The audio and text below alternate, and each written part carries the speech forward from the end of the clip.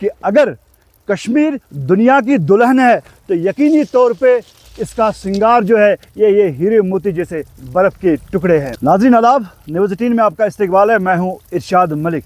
पूरे विश्व में इस धरती के छोटे से टुकड़े को स्वर्ग का दर्जा दिया गया, क्योंकि ये कश्मीर में अगर परंपरा देखी गई तो पुराने ज़माने में इस तरह के जो यहाँ पे आइस स्टिक्स लगी है ये देखने को मिलती थी, लेकिन पिछले कई सालों से ये नायाब था। लेकिन इस साल हमें अब नवंबर में इस तरह की चीज़ें देखने को मिल रही हैं, क्योंकि कश्मीर में बर्फ़ होना कोई नई बात नहीं है, क्योंकि बर्फ़ की पहचान की वजह से पूरी दुनिया में कश्मीर मशहूर है। आप देखें तो जानना चाहेंगे यहाँ के लोगों से, आखिर इस परंपरा जो रही थी पिछले ज़मानों में, तो इन लोगों से जानेंगे आखिर पिछले दहाइयों में जब इस तरह की बड़ी बड़ी आइस स्टिक्स देखा करती थी तब लोग एंजॉय किया करते थे।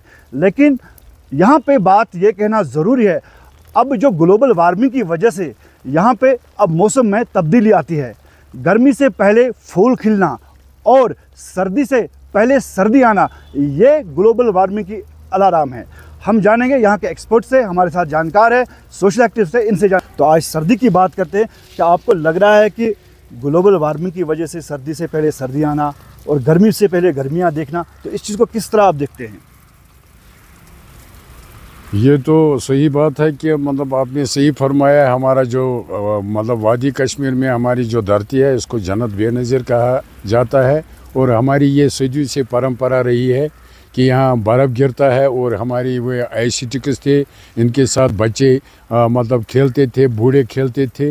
मगर इस साल जो है ग्लोबल वार्मिंग की वजह से मतलब अर्ली जो ये विंटर आया है, ये हमें ग्लोबल थ्रेट की वजह से आया है, एनवायरनमेंट चेंज हुई है।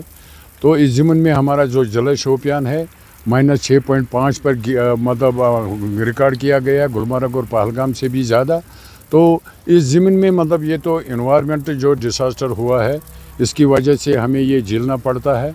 और इस ज़मीन में हमारी जो एज ए सीनियर सिटीज़न मतलब मैं कहता हूँ कि हमने जो बहुत बर्फ़ देखी है, बहुत चिल्ड कोल्ड देखा है, मगर इस साल जो एडवांस हमें ये देखने को मिला है इस ज़मीन में, मेरी जो एज ए सीनियर सिटीज़न आम लोगों से, आप जनता से अपील रहेगी कि अपने बच्चों, बूढ़ों और बुज़ुर्गों को मतलब सर्दी से एहतियात करने में आप इनका मदद कीजिए, क्योंकि वो सवेरे न निकले गर्मी सर्दी में और शाम को भी न निकले, अपने सेहत का ख्याल रखें। और दूसरी बात, मैं एडमिनिस्ट्रेशन को इस साल एक बहुत बड़ा चैलेंज है कि इस सर्दी को निपटने के लिए, हालांकि उन्होंने एक रिव्यू भी लिया है, मेरी उनसे गुजारिश है कि इस सर्दी को निपटने के लिए और लोगों को सहूलियत के लिए वो हर मुमकिन इक़दाम उठाए। हिलाल साहब, आप शोपियान को देखते हैं, क्योंकि जैसे ही सर्दियों के अयाम की शुरुआत होती है तो किस तरह के चैलेंजेस एडमिनिस्ट्रेशन के पास होते हैं? क्या मैनेज मशीनरी पहले से ही तैयार रखना चाहिए, क्योंकि हम